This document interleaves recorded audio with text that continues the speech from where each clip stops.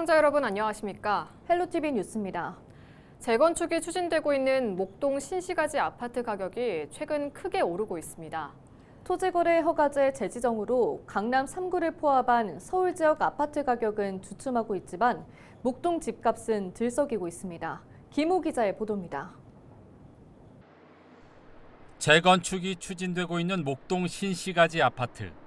최근 14개 단지의 정비 계획안이 모두 마련되면서 밑그림이 완성됐습니다.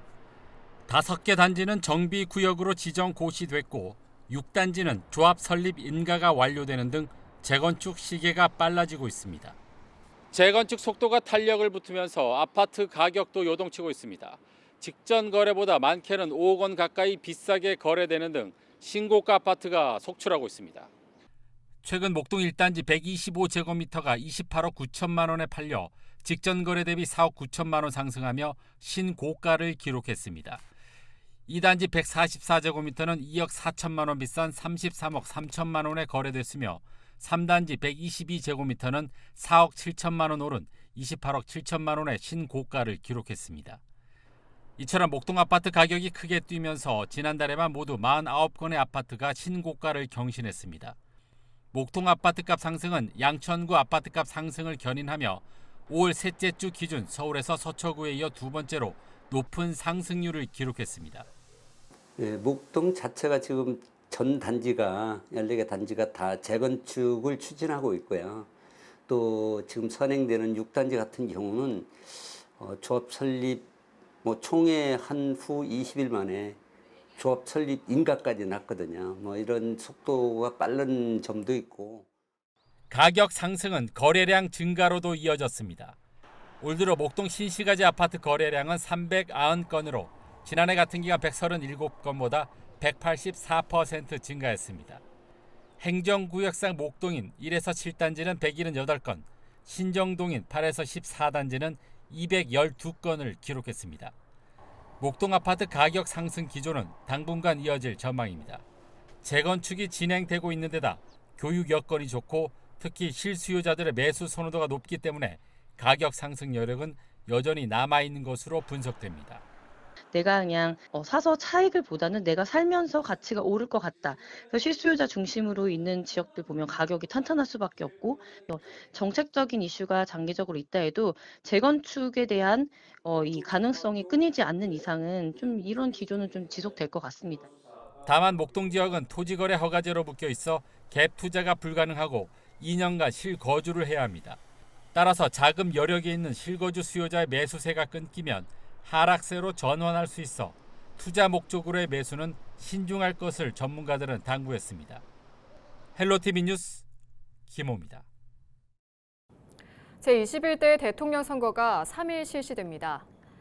본투표는 오전 6시부터 오후 8시까지 지정된 투표소에서 할 수 있습니다. 지난 29일부터 이틀간 실시된 사전투표에서 은평구는 전체 유권자 41만 1,351명 중 15만 3,003명이 투표해 37.16%의 사전투표율을 기록했습니다. 양천구는 36만 7,736명 중 12만 4,740명이 사전투표에 참여했으며 사전투표율은 33.89%입니다. 이번 대선의 전국 평균 사전투표율은 34.74%, 서울은 34.29%입니다. 김문수 국민의힘 대통령 후보가 1일 오후 은평구 연신내를 찾아 집중 유세를 펼쳤습니다. 이날 유세 현장에는 나경원, 배현진 의원을 비롯해 국민의힘 은평지역 당협위원장과 소속 시구 의원들이 함께했습니다. 김 후보는 대학을 졸업하고도 일자리가 없어서 쉬고 있는 청년들이 많다며 이들을 위한 일자리를 만들고 자영업자들이 장사하기 좋은 대한민국을 만들겠다고 했습니다. 또 GTX, 판교 신도시 등 경기도지사 재임 당시 업적을 언급하며 지지를 호소했습니다. 요즘에 장사도 잘 안 되고 또 젊은 청년들이 대학을 졸업하고도 일자리가 없어서 그냥 쉬었음 청년들이 또 많습니다. 이런 우리 젊은 청년들 빨리 취업할 수 있도록 우리가 더 열심히 노력해서 일자리 많이 만들겠습니다. 김문수! 경기 침체로 소상공인과 자영업자들의 어깨가 날로 무거워지는 가운데 이들의 시름을 더하는 사기 행각이 잇따르고 있습니다. 때로는 연예인의 이름을 내세워, 때로는 공무원을 사칭해 수천만 원을 결제하게끔 유도하는 이른바 노쇼 사기인데요. 억울한 피해를 입지 않기 위해 각별한 주의가 당부되고 있습니다. 보도에 송하영 기자입니다. 전남 여수에서 고깃집을 운영하는 오문성 씨는 지난 21일 단체 예약을 문의하는 연락을 받았습니다. 예약자 A씨는 연예기획사 관계자라고 소개하며 다음 날 유명 트로트 가수 장민호 씨와 공연 관계자 등 20명이 방문할 예정이라고 했습니다. 그러던 중 A씨는 장 씨가 먹는 위스키가 따로 있다며 오 씨에게 주류 업체를 통해 주문해달라고 요청했습니다. 해당 주류는 고급 위스키로 한 병당 700만 원에 달합니다. 미심쩍었던 오 씨는 예치금을 요구했고 A씨는 돌연 연락을 끊으며 예약 당일에도 나타나지 않았습니다. 위스키를 구입하지는 않았지만 단체 예약을 위해 단기 아르바이트생을 고용하고 식재료 등을 새롭게 마련했던 오 씨는 망연자실했습니다. 장민호가 오니까는 주차 시설 사진 찍어서 좀 보내주면은 참고하겠다고. 이제 그 와중에 이제 시간 얼마 안 남고 나서 맥킬란을 준비해달라고 하더라고요. 매출이 아예 없고 음식은 다 버려야 되고 인력을 썼으니까 인력은 인건비도 나가야 되고. 그리고 이 일로 인해서 이제 장사에 대해서 이제 의지가 없어져요. 실제로 지난 12일 전북 부안의 한 음식점은 이 같은 수법에 당해 600만 원의 피해가 발생했습니다. 그런데 소상공인과 자영업자를 노린 노쇼 사기의 수법은 이뿐만이 아닙니다. 공공기관과 기업체를 대상으로 음향기기를 대여해주던 여수의 한 업체는 공무원으로부터 2,600만 원 규모의 심장충격기 대리구매를 요청받았습니다.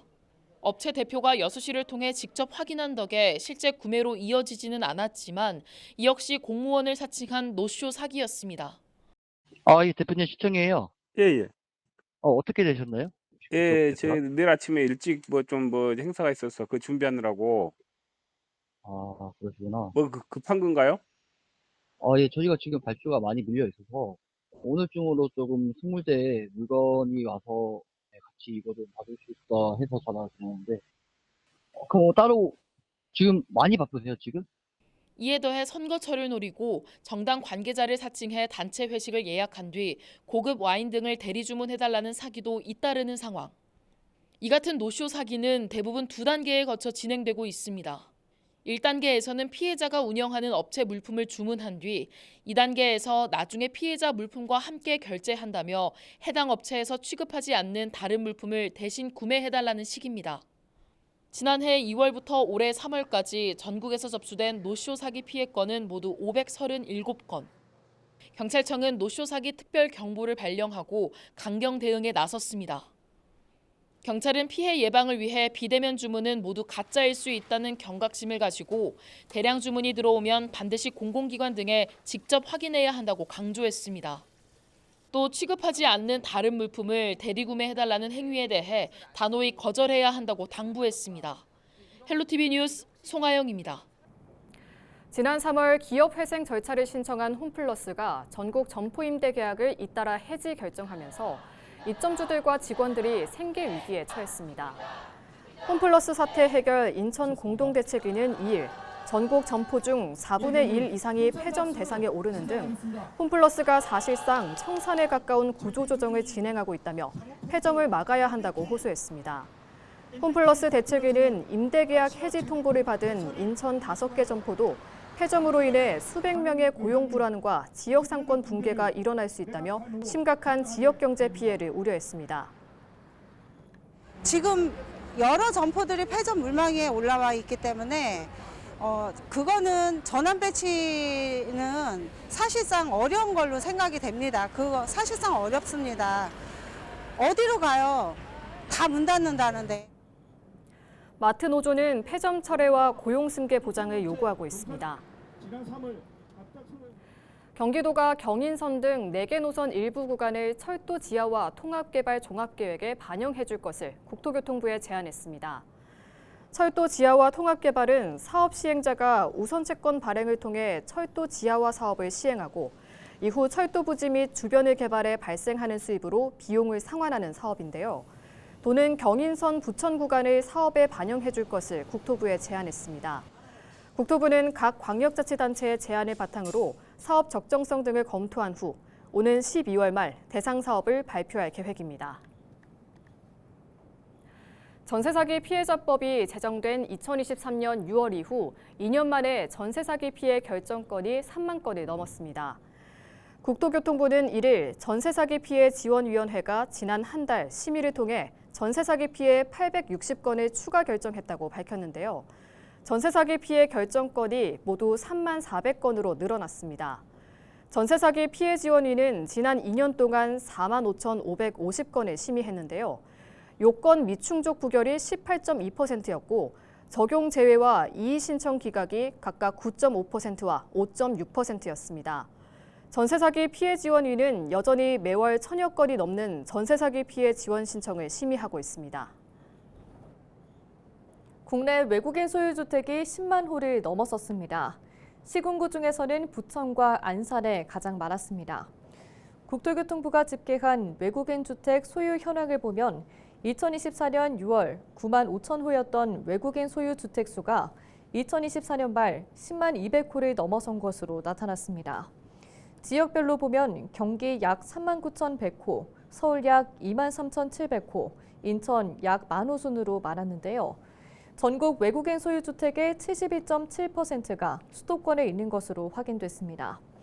시군구별로 보면 경기 부천 약 5,200호, 안산 약 5,000호, 수원 약 3,400호 순으로 외국인 소유 주택이 많았습니다. 서울시가 불법 중개 행위 근절을 위한 선제 점검에 돌입합니다. 시는 이번 달부터 입주를 앞둔 대단지 아파트 주변 부동산 중개사무소를 대상으로 집값 담합, 허위 매물 등 불법 행위를 선제적으로 차단한다는 방침입니다. 점검 대상지는 6월 입주 예정인 서초구 메이플자이 동대문구, 휘경자이 디센시아, 서대문 센트럴 아이파크 등 4곳입니다.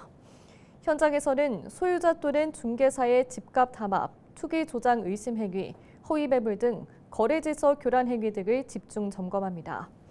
시는 지난해 119곳을 점검해 56건의 의심 사례를 발견하고 수사 의뢰 1건, 업무 정지 1건, 과태료 3건 등의 조치를 취한 바 있습니다. 인천시가 이달 12일 신청사 착공에 나섭니다. 신청사는 2,848억 원의 예산이 투입되며 지하 4층, 지상 15층, 연면적 8만 417제곱미터 규모로 건립됩니다. 오는 2028년 말 완공 예정으로 기존 주차난 해소는 물론 행정 분산에 따른 민원인 불편이 상당 부분 해소될 것으로 전망되고 있습니다. 한편 1985년 준공된 현 청사는 40년 동안 행정구역과 인구 증가로 행정 수요가 늘어나면서 사무공간 부족과 주차난 등 불편이 가중됐습니다. 현 청사로는 늘어나는 행정 수요를 감당할 수 없자 시는 외부 5개 건물을 매입 임대해 부서를 재배치해 사용하고 있습니다. 하지만 행정 기능이 분산되면서 시민 불편도 늘어난 상태입니다. BMX 레이싱 대회가 지난 1일 인천 강화 아시아드 BMX 경기장에서 열렸습니다.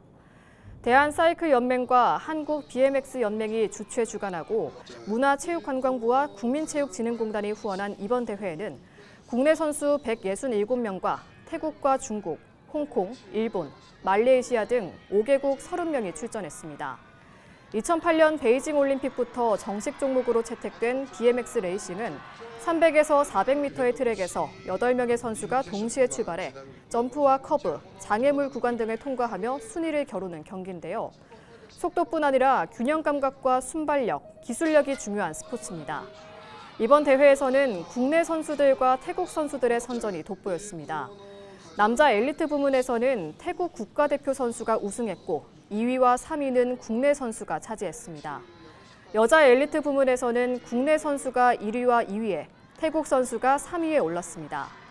대한사이클연맹 측은 이번 대회를 통해 한국 BMX의 가능성을 다시 한번 확인할 수 있었다며 앞으로도 국제 교류 확대와 국내 BMX 저변 확대를 위해 지속적으로 노력하겠다고 말했습니다.